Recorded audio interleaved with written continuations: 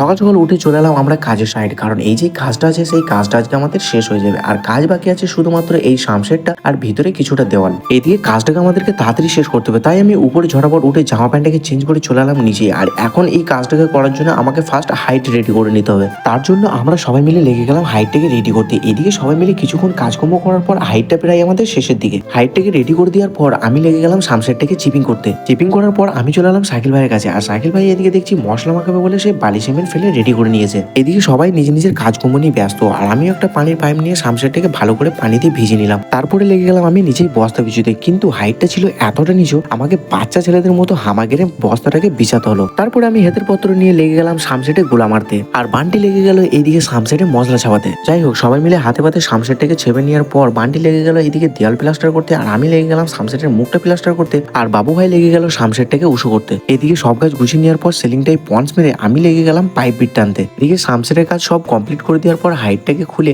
আমরা ভিতরে কাজ করবো বলে আবার হাইট বানাতে লাগলাম। হাইটটাকে রেডি করে দেওয়ার পর আমি আর বান্টি মিলে ভিতরে দুটো দেওয়াল করে সিলিংটাকে প্লাস্টার করতে লাগলাম। তারপরে হয়ে গেল আমাদের খাওয়ার টাইম, আর খাওয়া আগে পর্যন্ত আমরা কাজ করেছি এই সামসেটটা আর এই সামনের দেওয়ালটা আর ভিতরে দুটো ছোট দেওয়াল আর একটা সিলিং। পর সবাই মিলে বসে পড়লাম খাওয়া দাওয়া করতে, আর মাথার উপরে চলছিল ফ্যান, আর সামনে টিভি দেখতে দেখতে মাস্ত খাওয়া দাওয়া করলাম।